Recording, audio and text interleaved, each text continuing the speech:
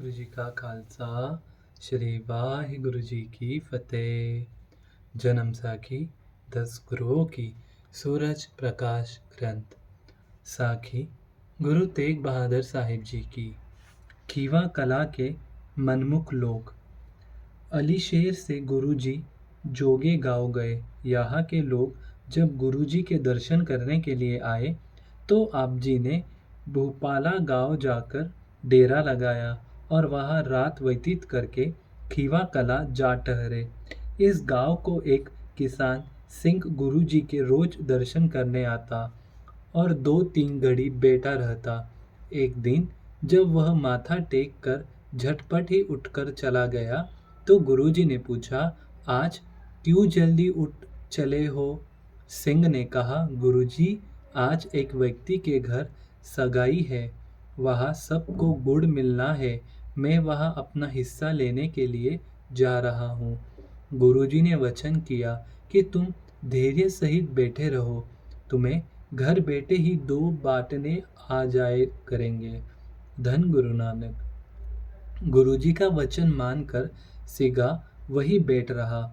उधर जिसके घर सगाई थी उसे जब पता लगा कि सिंगा गुरुजी के पास बैठा है तो गांव के चौधरी ने कहा कि साधु संत के पास जाना ठीक है, आगे से तुम्हें उसे 2 बांटने वाले दिया करो, यदि वे आप लेने न आए तो उसको दे आया करो। उस दिन से सिंह को 2 बांटने वाले मिलने लगे। धन गुरु नानक। सिंह के बिना इस गांव का और कोई भी आदमी गुरुजी के दर्शन करने नहीं आया। भिकवीड़ा गांव का देसू सरदार।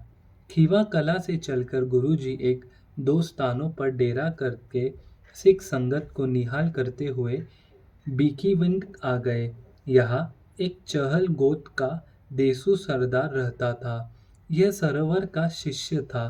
एक दिन कुछ सिखों की प्रेरणा करके वह गुरुजी के दर्शन करने आया तो सरोवर की खुंडी गले में डाली हुई थी तथा उसका वेश भी सरवरियों वाला धारण किया हुआ था। गुरुजी ने पूछा, देसू सरदार, यह क्या वेश धारण किए है? देसू ने कहा कि महाराज, मैं सुल्तान सरवर का शिष्य हूँ, जिसकी कृपा से दूध, पुत्र, धन, दौलत सब कुछ प्राप्त होता है। गुरुजी ने कहा कि तुर्क का सेवक बनकर अपना जन्म व्यतीत न गवाओ, यह भेष छोड़ दो, सिक्की का वेश धारण करो। देसू ने कहा कि महाराज, आप जी के दर्शन करके मेरा मन प्रेरित हो गया है, आप कृपा करके मुझे अपना सिख बना लो, परंतु मेरी सरदारी इसी तरह ही बनी रहे और मेरे परिवार में सुख बना रहे। धन गुरु नानक। गुरुजी ने वचन किया कि सखी सरवर की मन्नत और वेश त्याग कर तुम एक धर्मशाला बनवाओ, सत्संग किया करो, लंगर चलाना, सतनाम का जाप और गुरु नानक देव जी के चरणों का ध्यान धरना, तेरी सरदारी भी बनी हो रहेगी और घर में सुख भी रहेगा। धन गुरु नानक। गुरु जी का वचन मानकर देसू ने उसी समय सखी सरवर की खुंडी गले में से निकाल दी और सरवरी वेश त्याग दिया। गुरुजी ने प्रसन्न होकर उसे 5 तीर दिए और कहा कि इन्हें अपने पास रखो, सारे शूरवीर तेरे पास हाजिर रहेंगे, कोई दुश्मन तेरे आगे नहीं टिकेगा। यह वरदान लेकर देसू ने खुश होकर गुरुजी की हर प्रकार की सेवा बड़ी प्रेम भाव से की। यहाँ गुरुजी 10 दिन टिके रहे। देसू सरदार को देखकर गांव के कई लोग ने भी गुरुसिक्की धारण कर ली। तदुपरांत देसू ने अपनी स्त्री के कहने पर गुरुजी के दिए हुए 5 तीर तोड़कर फेंक दिए और सरवर पीर के चिन्ह, खुंडी आदि को फिर से गले में डाल लिया।